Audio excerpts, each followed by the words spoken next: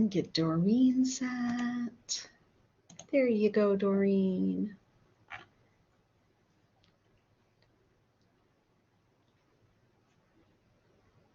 Well, welcome everyone. Let's see, let me tell you a little bit about Willy. Let's see, Maynard, actually, let me go back. Willy's sidekick, Maynard, is an award-winning author and recording artist. He's won the Parent Choice Gold Award, the Ann Izzard Storytelling Award, the Mom's Choice Award, the Storytelling World Award, and the NAPA Award, which is the National Parenting Product Award. He's also the author of the American Library Association Notable Children's Recording. With his book, The Uglified Ducky, won the Texas Library Association's Blue Bonnet Award for Best Children's Book of the Year in 2009. We also have it here in KDLA in our collection. So that's available to you to request and check out. Let's see, those of you that are able to, if you could turn on your cameras. I know not everyone can, but that'll help Willy a little bit, be able to help you.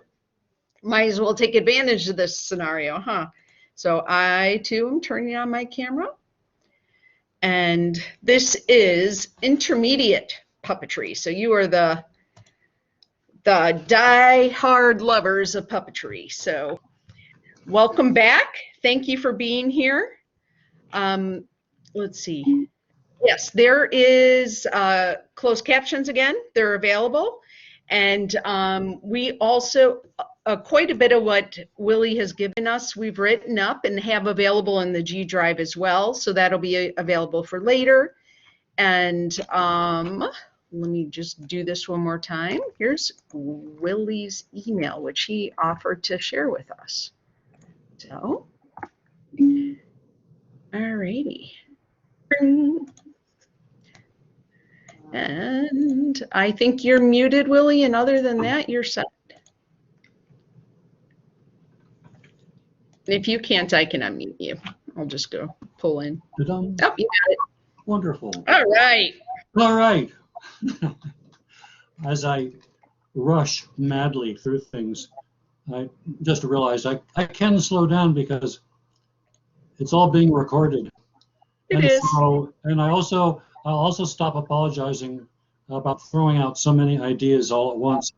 Again, it's the great thing about being recorded, because it's all stuck in there. You don't have to endure all 6 hours back to back. You can go back and get some tidbits from here and there. First, we're going to do the Moose infomercial, because after all, here I am. Why not? Moose infomercial. For over 2 hours of Moose stories at the National Festival. There's Maynard and Moose live at the National Storytelling Festival. How am I doing, Maynard? He's quite a sales moose. If you buy 100 items, you'll get one free. Yes, thank you, dear. Then this is Maynard's book, Rapunzel and the Seven Dwarfs. Daff Daff. Then there's Uglified Ducky. And then there's Maynard's favorite, I think, The Bully Goat Grim. And finally, one more. Yes, dear. The Fib, the Little Mufu Konago Fleet. So, those are my byproducts. Yes, those are your byproducts. So, all that stuff can be ordered on willyclaughlin.com. So, just go there if you want more Moose stuff. I realize that most people don't have CD players anymore, and of course I left all of us storytellers with enough CDs at home to build furniture out of. However, through a slightly awkward manipulation of my ancient website, you can actually get MP3 versions of all the stories too. You just have to buy them one at a time. It's a little laborious, but you can get them for the usual 99 cents there. So if you don't have an apparatus you can plug into. A few thoughts about developing puppets. For those of you that become attached to a particular puppet and really want to pursue this for a while, I found it was easier to develop 2 different puppets at once. They'd be very different from one another because I kind of find myself wanting to put everything I thought of into one puppet.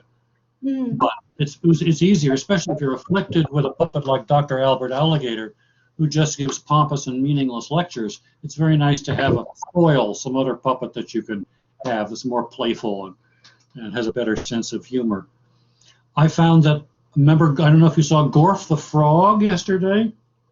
This is, again, for younger kids. Anything kinetic, anything that moves around a lot. If you have a puppet that can do short bits, short rhymes, what made Gorf work, when I first got Gorf, he was one of the early folk Manus puppets back in the old days, and I got permission to use him. And then a friend of mine started dressing him up. A friend of mine got him his hat. At first, he developed very slowly. At first, all he would ever do is just go, huh! He goes, huh! So I didn't want him to go ribbit. Everybody says ribbit, so oh, sounded like a good frog sound. I thought, okay, well, this is all he does. He's got the hiccups. So one day he got in such a fit of hiccups that his hat fell off. And I was in a preschool at the time, and they thought that was the funniest thing they'd ever seen. Frog's hat falls off. So he put the hat back on his head. He hiccuped again. The hat fell off. This happened an indefinite number of times, and the response was identical every time it happened. I thought, oh, okay. So and then for 5- and 6-year-olds, it was true. So every time Gorf's hat falls off, that's funny.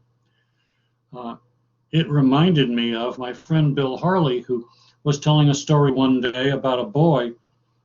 He was a K1 assembly, a boy who threw his underpants under the bed. Well, he used the word underpants. So, of course, his whole audience of 200 K1 kids at the school all burst into laughter.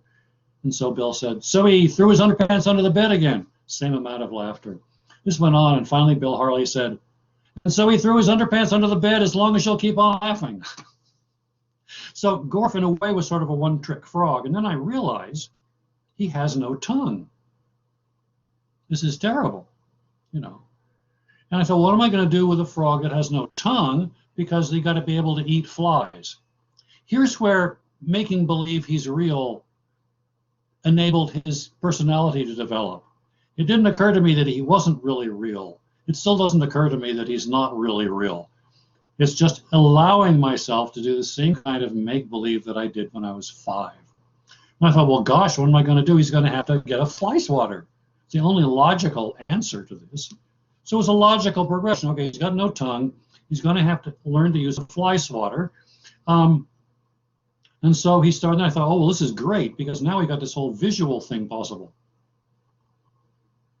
I mean, you know, he can look up at the fly, and he can swat the fly, and he can eat the fly, and all the kids can go, ew. And then I thought, well, this is actually a great teaching tool, because he can tell the kids about his tongue. He can say, I was born without a tongue, but I don't know how to catch flies. And this enabled me to say to the kids, you know, sometimes when people have, a lot of people really felt sorry for Gorf. They thought he had a disability. He had no tongue, but it can sometimes turn out that what we call a disability can actually turn into a special ability that nobody else has. And in Gorf's case, I got a fly swatter. And they thought, oh, right, actually he's lucky that in a way he doesn't have a tongue, or he never would have gotten a fly swatter. And then I discovered when he swatted a fly that I was hitting a resonant surface at the time. I thought, that sounds like a drum. I thought, well, of course, he's a percussionist. Thought, oh, well, that's great. So I added that in. Now, all of this together for the little kids was perfect. And I could do participatory clapping games with them. I could have him do everything from the simple, well, I'm a frog, to stuff like, Froggy went a-courtin' and he did ride, with a big fly swatter by his side. And then a couple months later, he was doing that, and his hat fell off. I thought, okay, this is it.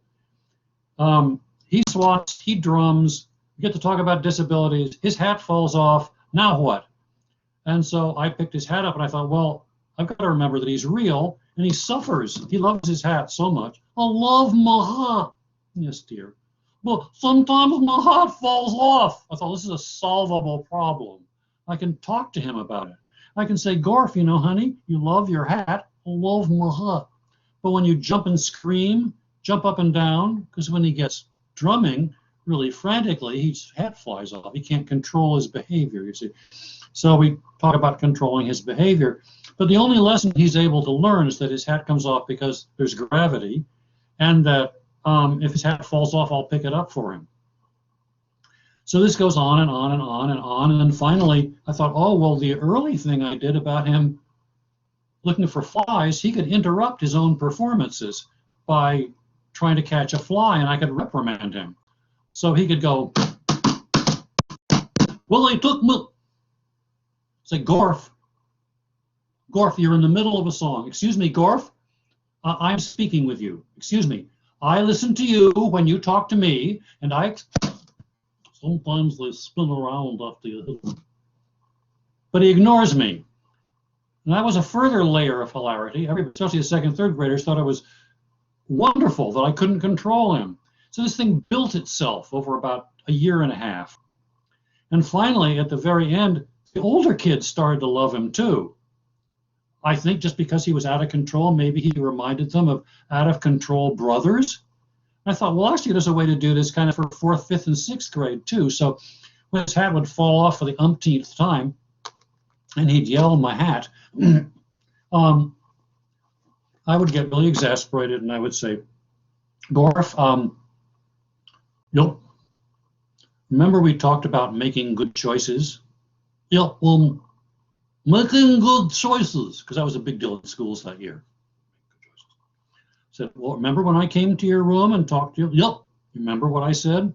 I remember you talked. You said, boys and girls, you should make good choices. What else? Do you remember what else happened? Yeah, you talked about making good choices, and you talked about making good choices, and half of the class fell asleep. So, of course, I'd get frustrated and exasperated. I said, well, Gorf, but do you know how? I know how. So I said, okay, here's your choice. We're almost out of time. You've got 2 choices. You can finish the song, which everybody was enjoying. I could finish the song. Or you could, all these people who came here to see you, you could waste all of their time fussing about your hat. Okay. I wouldn't like to waste their time fussing about my hat. Because, of course, that's what he would prefer to do. And there was also a way of talking to the other teachers I know who give false choices. Do you want to do this or that? That is never an option, but the teacher doesn't say that. So here he's called me out as an adult, essentially. He's chosen the thing that I gave him a choice about. And now I have to say something like, well, would you fuss about your hat quietly so that we can do one more thing? I'm gonna fuss quietly.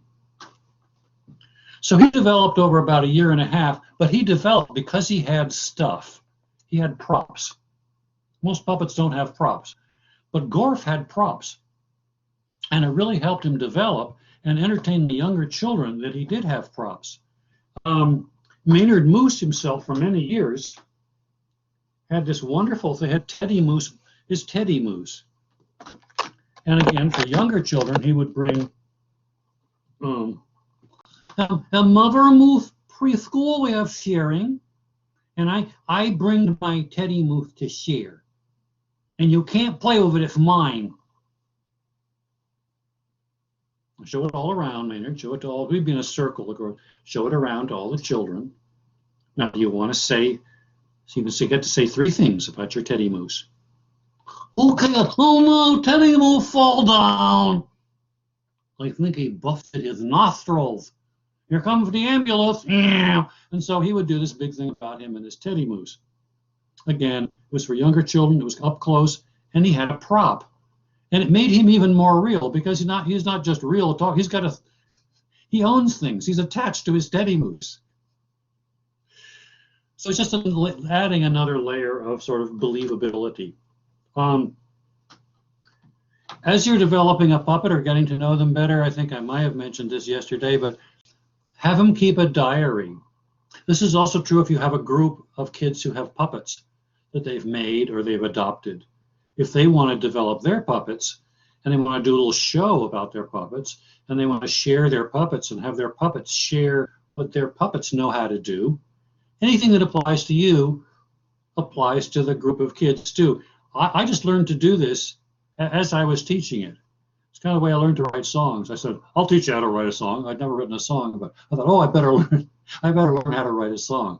So this was all developed, and this is why, again, the caveat of the virtual aspect. All the puppetry stuff I developed was with children. They were there. It was the feedback. It was their interaction. But it means that once you get a puppet group going, you'll be surprised how much more imaginative material gets generated, if only by your puppet interacting with theirs, but just the fact that they're all engaged, they're all learning from each other, they're all experimenting in the same place. Nobody's weird because everyone's doing the same weird thing. If you're thinking of doing a group together for a little performance at the end, just some suggestions for what kids could do depending on their ages. You get them together, you introduce them to a puppet, they get to name their puppet. Maybe the puppet stays at the library, maybe you have a whole bunch that they can borrow while they're there, maybe they bring them from home. But the advantage to having a set in the library is kind of the reason that some schools have uniforms. It's so the kid whose parents are worth $1 million, are dressing their son, and the family that has food stamps are dressing their son, and they don't look the same, right? Well, it's the same with the puppets. You don't want kids coming in with some huge, extravagant puppet and no one else that's going to overshadow everybody else's. Which is why I suggest trying to find puppets that are small to medium expense, that are kind of a menagerie of sorts, and could actually live at the library. Probably not to be checked out unless they're unless they have leashes.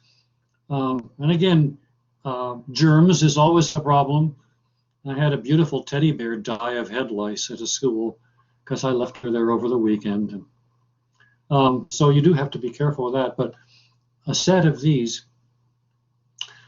either using a puppet stage or not, or just taking turns in the presentation. Again, something like the summer program, something like the program about oceans. Not only could you have a singing group that either sang those theme songs for the program, but could make up their own songs, or could sing other songs like Octopus's Garden. Or, in other words, then you would have a singing group that could go along with facts that they're learning about the ocean, or puppets that would rap about the ocean.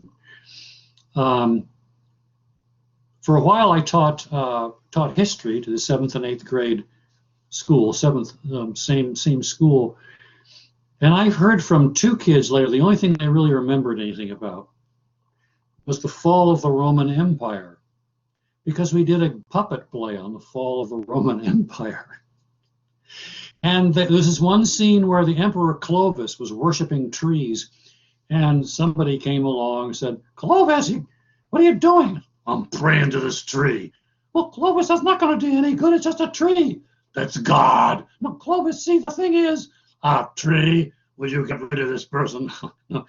And so they remembered that conversation. They remembered tree worship, and they remembered pantheism, and they remembered Christianity. But everyone remembered how the fall of Rome, because they had a big wall. When the fall of Rome occurred, they built of blocks. The puppets attacked the wall, which of course collapsed on the floor, made a huge noise. It stuck in their mind forever. So if you want them to remember ocean facts, one of the best things you can do is to try to find a bunch of movable mouth ocean puppets and have them either memorize ocean facts, or maybe take some particular characteristic of the ocean creature that the kids know about. There was a kid who had a shark, of course, who wanted to eat all the other puppets. It was too bad, but he did. But I also had a shark, wonderful sharky, who was a movable mouth, kind of like this. She had a pacifier, and she had big teeth, and she would play this game. She'd go, "Hiya!" And she'd swing. It was on a string around her neck, speaking of props. And she would swing the string up, and she'd catch the pacifier. "Yeah!" And she also did rhymes. "Ain't no crime to make it rhyme. I dig the motion of the ocean. I don't use no shark tan lotion." And she would take audience suggestions for things to make up poetry about. And she would do little sharky poems. That was her personality. Um, non sequitur. Retrofitting a puppet. This is Bill Buffalo. Bill Buffalo used to travel with me everywhere, but Bill Buffalo was so enormous, and I have no idea. I cannot see, by the way, Amy, or you can even read Bill Buffalo on your screen. Yeah, no, it's actually pretty good. All right. Have at it. Well, I haven't gotten to meet him yet, so this is amazing. He required. Oh, there's dozens of them in the back.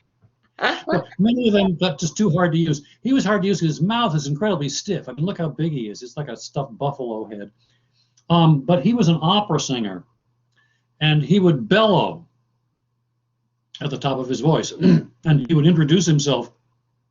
He would go, "I'm a buffalo. I'm a buffalo. I'm a buffalo.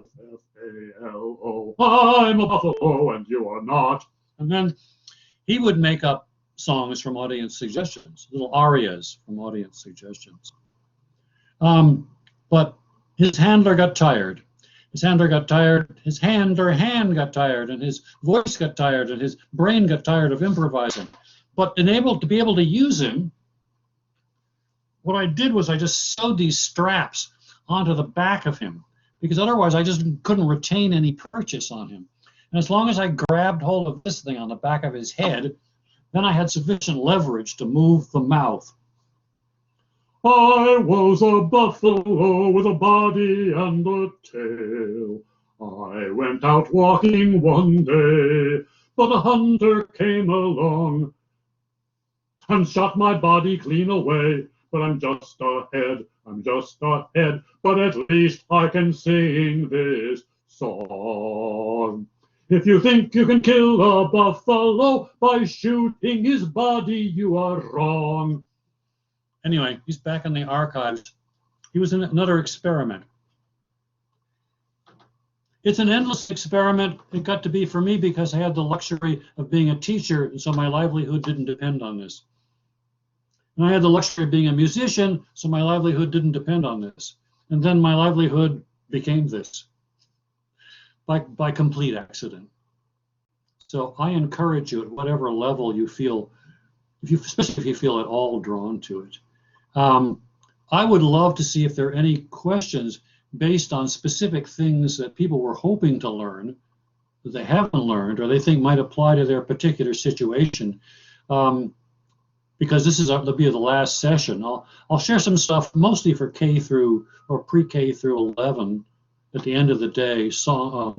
Cant fables, story songs, and songs to involve kids in storytelling and music in the library. But it's kind of the end of the puppetry thing. So, are there any questions? Can you send a chat to Amy if you had any questions about any old thing? Because I would love to hear from you. Because we also think. You're welcome to undo your microphone and as you want to speak, and then if you would just, when you're done, remute yourself so that there's not the feedback that's happening. So that would be. And they can also post it right as a chat. Or you can also write as a chat. I'm watching. Yeah. Okay. Yeah.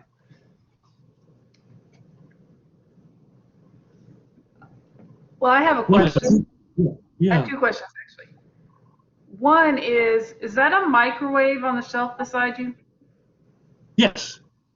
That's okay. Number two question is. Always make sure you have a microwave in the upper left-hand corner. I couldn't get it out of the way. Almost inevitably, if you have children and puppets, they make the puppets bite each other and fight each other. And I know you said, okay, library rules, but I mean, do you do anything more specific to stop that? That's always the interplay whenever I give children puppets, is they bite or fight. How old are the kids? That would usually be between kindergarten and third grade age. Okay. And how many kids at once would have a puppet? About 7 or 8. And when you hand them out, is there any particular activity they're headed towards, or Is it just a playtime, or which is it? Which is a More of a, if there's a specific song or something that we're doing, then usually the puppets will do that. But if they're sort of like it's free time or they're supposed to act out a story, then the puppets fight or fight. That is the problem, because they are animals, and all the social constraints that are on the children are not on the imaginary animals, who behave as animals would behave, probably. So there's only two ways I can think of going about it. One is that I would always organize it into an activity, because free play, I think, will always kind of be like that at that age. I don't think you can say just play with these, but they will interact with each other, and that's what they like to do most at that age. Anyways, it's interaction, and it's tussling and wrestling kind of stuff. It's physical stuff. That's why I always would have a not only an activity, but would try to limit the simultaneous use of puppets at that age. Obviously, you don't have to do it if the 6th grade is doing a music performance. They're going to know how to have their puppets perform together. But you're in the 1st or 2nd grade, no. So I never tried to do a puppet play unless it was very scripted. And then that has the whole problem of kids waiting for their turn to go on stage, because whatever's happening right next to them is going to be the primary focus, I think, developmentally, of their attention anyway. I think that's how kids tend to play with puppets. But if they're steered into an activity like have your, I would have the kid. I worked in the classroom, so I would say, okay, I want your flower to write a little poem, and bring the poem in and tell us the poem tomorrow. And so the flower would come in, so there's a flower up in front of the class, and then the other puppets, I would say, okay, if your puppet has something to say to flower, you can put it on. Otherwise, it has to lie on your desk. So one of the puppets would give flower feedback. Well, I like the part about the warthog, but I don't like flowers much. I'd take that part out. I could say, well, warthog, can you think of anything? What did you like best about Flower's poem? The warthogs. Again, it's a contained activity, and it got repeated. After doing that for about half a year, it is true that during free time after that, they would less likely bite and fight with each other. They would tend to start gravitating towards what they were used to doing, which was listening to each and commenting on each other. But I think otherwise it's just a natural phenomenon like weather. If you find out differently, please let me know. Oh, thanks. Anybody else? You get 10 or 15 minutes, and is anything that you want to help you along the next step, or that you wonder what the next step might be, or yeah. Chris? Clara? Yes. I was wondering, is there, you recommend certain puppets with a wide mouth? Should we start with wide mouth, or puppets with no mouth? I mean, for the little guy. I would start with, depending again on the age of the kids. If you're into bite, if they're young enough to be into nothing but biting and fighting, it might be great to take away the biting aspect and not have movable mouths. But if it's coming to the puppets singing or talking or doing little shows or making up stories, a movable mouth really helps the mouth and the eyes. So I would always recommend the simplest possible kind of sleeve puppet like this that had eyes and a mouth that were easy to read. Even if they weren't super cartoony like that, even the giraffe here, even though the eyes tend to disappear a little bit into the giraffe, it's still, you can use the mouth pretty easily, and the eyes aren't bad at all. And that way, that's what I'd recommend. And again, it's a simple sleeve design. You can, check them online.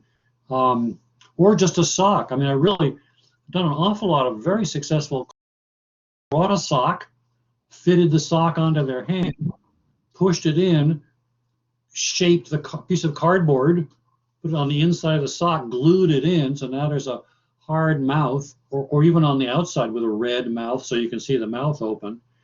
And then depending on the level of expertise, I mean, they can, you can just take wiggle eyes and do a double-sided Scotch tape, and they'll hang on for quite a while.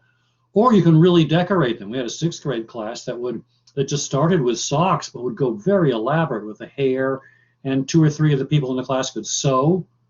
And so they would sew hair on and wild eyes and all kinds of other stuff onto them. And they are very simple because they are simple sleeves. They're sleeves with movable mouths.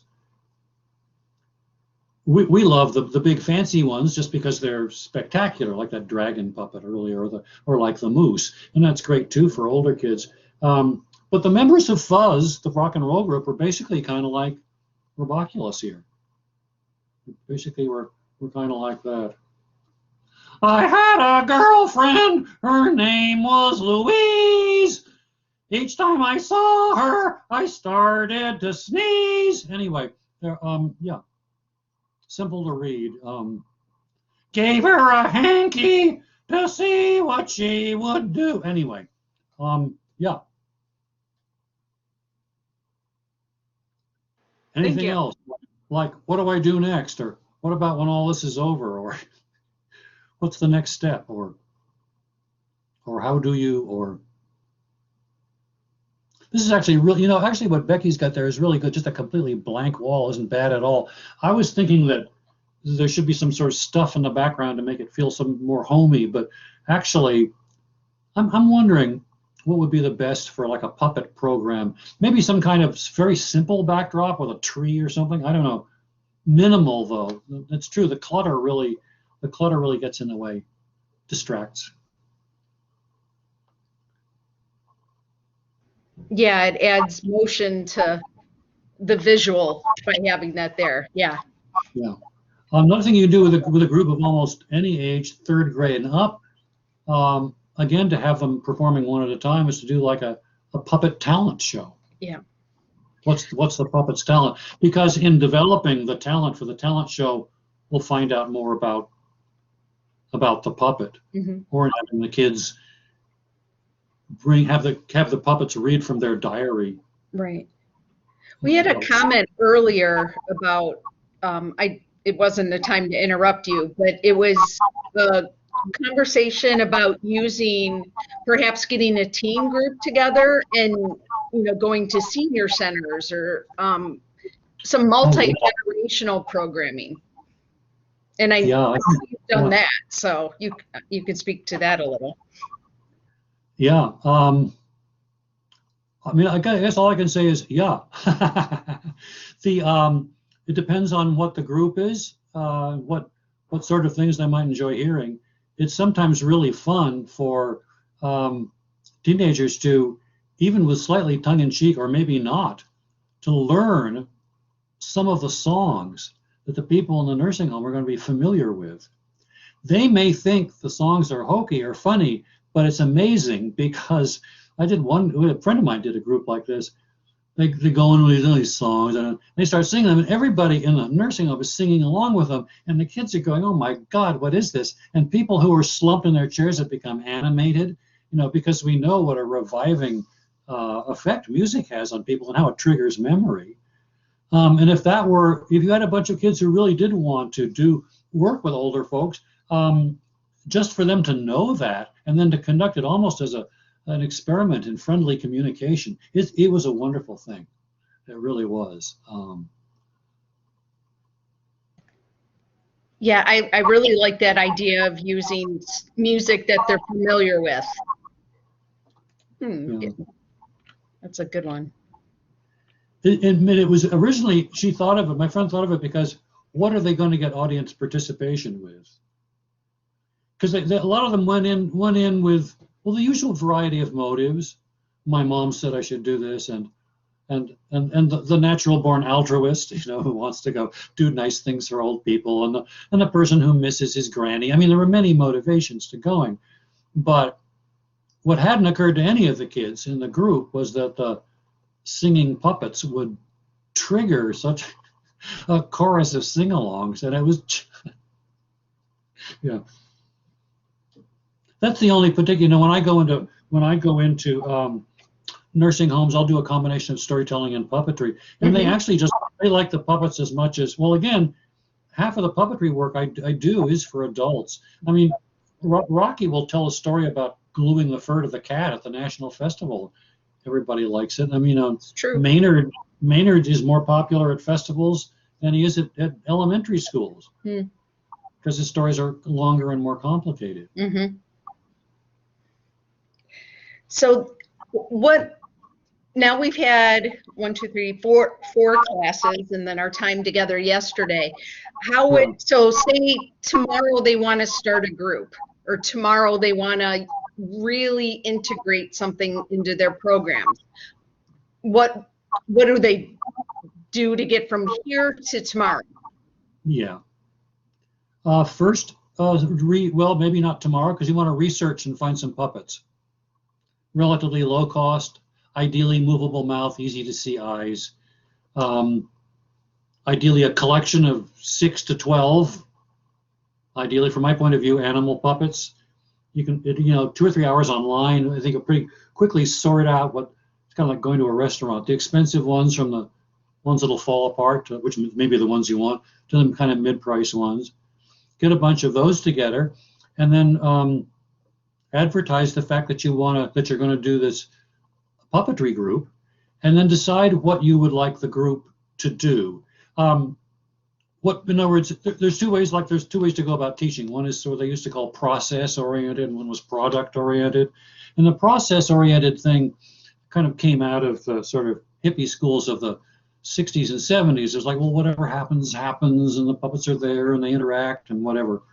But I think it always helps to have a goal at the end, actually, which would be kind of a mini performance.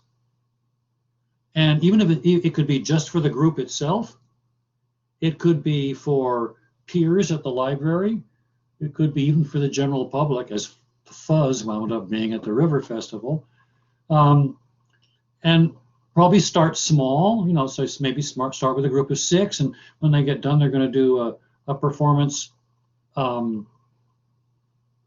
maybe open to a limited number of kids or very specific age range.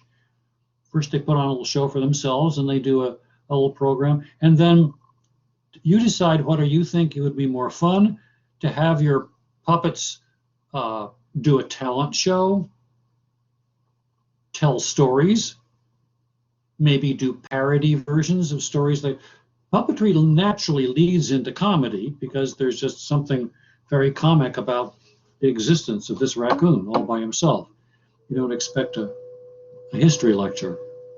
No, I expect sugar, oh beautiful, in 5-pound bags across the grocery shelves, or boxes of 2 tiny cubes. Go on and help yourselves. The sugar cane in wind and rain for every girl and boy, both brown and white. It brings delight. It brings us all great joy. Brought to you by the National Sugar Network. Remember, eat a 5-pound bag of sugar every morning. It'll power you right through the day. So, I'm sorry. That was our commercial. Decide if you want them to be a storytelling group or a singing group. And then I would just divide it up. Don't kill it by overworking it. Maybe turn it into a 6 or 8 segment exercise. So segment 1 is meet and greet. Here's your puppet. Here are the ground rules for the puppets. Okay, now next time we get together, give your puppet a name. Find a voice for it and show them how to do that. Have it just give a little report, what it did yesterday, or tell us a favorite little poem. Then maybe on the 3rd session, you say, okay, let's have all these puppets. How about if we all did a little, let's think what we want to do for a little show. So your puppet has 3 minutes maybe. Help them decide whether they want it to be a song or a poem or a story. And then work with them the way you would as a teacher if they had a little assignment and something they're working on, so they can give them a limited assignment, like today, write the first verse of a song. And if they can't think of a tune, maybe somebody else in the group can help think of a tune. and then have a first presentation for the group. Do a feedback thing that you can do and the other kids can do too, but your feedback session can mostly be, can the puppet be heard? Despite all my fancy expectations as a theater arts teacher at one point, if you can get the children to be loud enough to be heard in a third row of chairs, if you can get them to articulate clearly enough to be understood, you will be 3/4 of the way there as a dramatic production. Maybe given a 6-year-old, you'll be 100% of the way there. Because no matter how adept they may be, it is so hard for kids to project, except for the 1 or 2 inevitably loud children, to project and be clear enough to be heard. But you can work on that in rehearsal. You can just say a little louder. You can even say, I need you to shout. You know, and if you say that, you can easily transform a puppet who's going, once I had a cat, to, okay, once I had a cat, and you can say, excellent, just like that. You can even explain the difference, depending on how deeply you want to get into this, between what everybody who's an adult calls a stage voice and a private voice.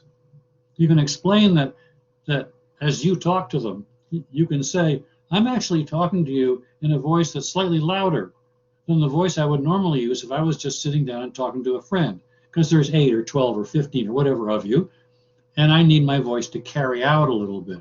So your puppet needs to be a little louder than you usually are. Or something. The other thing you can do as you do this, say, 6 or 8 step unit, is just to check in. Send me an email. Check in after every session. Just send me an email. So I went through my second session. The kids are totally disorganized. They don't know which one they want to pick. And then we can just work on it. Because I did a lot of co-teaching. Co-teaching was a huge deal back when I taught. I taught with somebody else about 2/3 of the time that I taught. Or just send me an idea, or a friend. Just have one person to bounce ideas off. Well, I want to do a 6-week session, and I've got 5, 6, and 7-year-olds. And basic question: if I order 8 puppets and they're all different, how do the kids get to choose? Mm-hmm. Suppose they all want the same one. How do I decide who gets it? Are we going to do first come, first serve? Are we going to draw sticks? Are we going to allow trades? These wind up being the major sticking points rather than the final show. So I want to use the fox. No, he had the fox first. Yep. So you can explain to the kids ahead of time, the only way to make this fair, I'm going to draw this out, and you're allowed 1 trade. If you find one person who wants to trade the zebra for the fox, you can do that, and that's it. Becky had a question for you also. Go ahead, Becky. Okay, as you were talking, I thought, when you said that was a commercial after he's saying about sugar, I thought a commercial would actually be a good idea. You know, I could have The kids love, yeah. make a commercial for the library, but I forgot step 1. What is step 1 in this multi-step process? Find the puppets. Oh, Gather okay. the puppets. Yeah. So kids aren't actually in on that step. Yeah, gather the puppets, 6 or 8 or whatever. Make sure they work. Get a variety. I mean, as many as you want, depending on your library budget. But if we're thinking of maybe 6 as an optimal group number, you could do it with 8, but probably 6 is great. Anything lower than 4 really isn't a quorum. There's something about the 5, 6, 4, 5, 6, 7, 8 feels pretty good. Yeah, and go online and find a bunch of relatively simple kind of sleeve puppets with just stick your arm in with easy to read hands and mouths. And like I say, either draw sticks to see who gets which one, and then do allow 1 trade. Otherwise, it's endless. I was And then thinking. you can say, well, next time the second time we do this, you can do the fox, whatever. Mm-hmm. I was thinking for the eye part, they can get like white nail polish or something and put it on too to make it more pop for you. Oh yeah, right around the eye. Yeah, it is the simplest solution, is to just put a tiny white line around the eyes. Um, yeah, certainly works with Roboculus. That's the thing. I mean, that wonderful zebra puppet, if you put a white ring around those eyes, they would pop just as much as Rocky's here.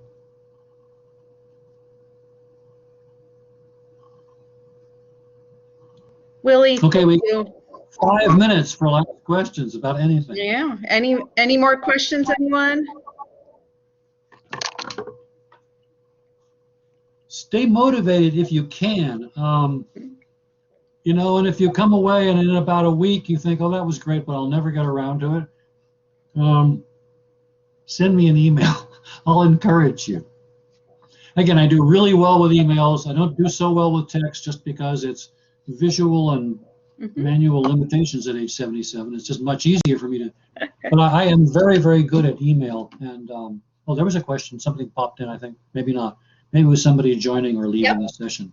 What would you recommend for reading a story and doing a puppet at once? I would suggest Yes, very good. Very good. There's 3 ways to go about it. Depends on how complicated the book is. If it's a relatively simple book, like Goodnight Moon, memorize the book. Take an hour, memorize the book. It'll take you that at most. Then the wonderful thing is that you can have somebody, either you can turn the pictures yourself. I don't know how you would do. Puppet could turn the pictures, I guess. Or you could have a child turn the pictures, and the puppet could tell the story. Because you remember the story and you're speaking for the puppet. So the book can be out there. If somebody can turn the pages for you, the moose can go, good night, moose. Good night, Juth. Good night, turtle, loth in the floof. Other thing is that you and the puppet could read the book. Your eyes can stay, normally they'd stay on the puppet, but in this case you're going to have the book. So what you can't do is read the story, hold up the pictures, and do the puppet. Unless you're one of those Indian gods that has 4 arms. You would need 4 arms. So that's not possible. What is possible is for you to put the book on a little stand, either facing you or lying down. The puppet reads the book. So, once upon a time, and you can look up at the audience occasionally, right? Here's the book here. Once upon a time, there were 3 little rhinos. A little rhino, a big rhino, and a rhino with 4 horns. If it's a relatively lightweight book, it takes some gymnastics. It takes some practice. But if you've got a solid stand, you actually can go, once upon a time, there were 3 bears. And you can actually, you can hold the thing up. But it's hard. It's hard to pick it up. It's hard to show the pictures and have the moose or the puppet tell the story. Unless it's a simple book, you've memorized the story, so your puppet's memorized it. Remember, Maynard's books, these are 10-minute stories, but they're in the moose brain.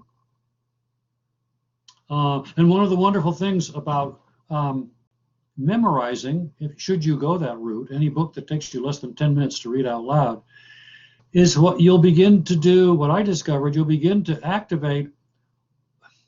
We have changed the electrochemical firing of our brains to such a radical degree over the last 20 years because we've outsourced things like memory, because Ms. Google here has an infinite memory. But what we've done is we've lost the relative ease with which we could memorize and form mental synaptical connections. And the more you memorize, I discovered, the more you memorize, the easier it is to memorize, until pretty soon it's this amazing power you have. You don't need anything, right? You can recite poems, you can recite books. But it is true, the big conundrum is the moose and the book at the same time. Let's see, here we have a book. Maynard, what would we do? We would give up in hopeless despair. No, we wouldn't do that. All right, let's try this, Maynard, okay? Okay, this is, not easy. Far away in the northern piney woods, there lives a storyteller named Maynard Moose. See Maynard Moose? He's a little moose trudging through the snow. Every fall moon, the aminals come together to hear the stories. Ooh, look, see on the other side, there is make-believe Maynard Moose in an artist's deception with little moose who can't go to sleep. My mummy used to tell me a little nursery rhyme. It went like this. Mother Moose, where have you been? I've been to the kitchen and then back again. That's the best we can do, but I must say it is extremely awkward. Whereas this method here is not hard at all, but you cannot show the pictures simultaneously. That's too hard for my brain. All right. Thank you, Willie. I'm going to cut in there. Sorry, guys, to cut them off. I'm very happy I could see Becky. It was great. not much else, but I can see Becky. Hello, Becky. Make sure the dragon stays in touch, okay? Yeah. Sounds lovely. Willie, we'll see you in 2 hours, or in an hour, I guess. So thank you so much. Go rest your throat and take a break. Bye, Maynard. We'll see you soon. Goodbye, Amy. Goodbye. Come on, dear. Where are we going? Where are we going, man? Oh, boy. So next we get to have Sam Bloom. He's going to be coming in, and very thankful for that. He is going to be talking about diverse books in room 1. In room 2, Jessica Chandler will be there. She'll be discussing never boring board games. So looking at different board games and using them in-house in the library. And then in room 3, Stephanie Jackson will be there for us. She is doing chair yoga for public librarians. So if you need a stretch and a pull, that's the place to go.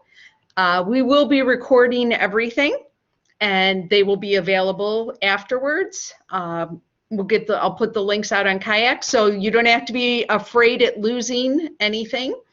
But Sam will be back with us. Well, he's here, but Sam will start in 9 minutes, and we'll kick it off there with It's Not Just a Trend, Diverse Books at Your Library.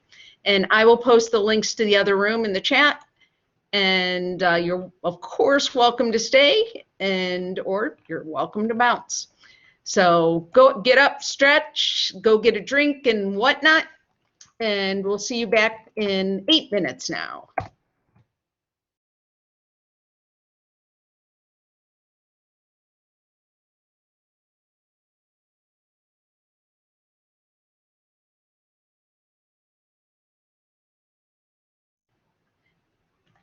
And if you are looking at ours, I see Debbie just posted that. There is the log is available of all the sessions, and I will post the log later on also so that you guys have that available.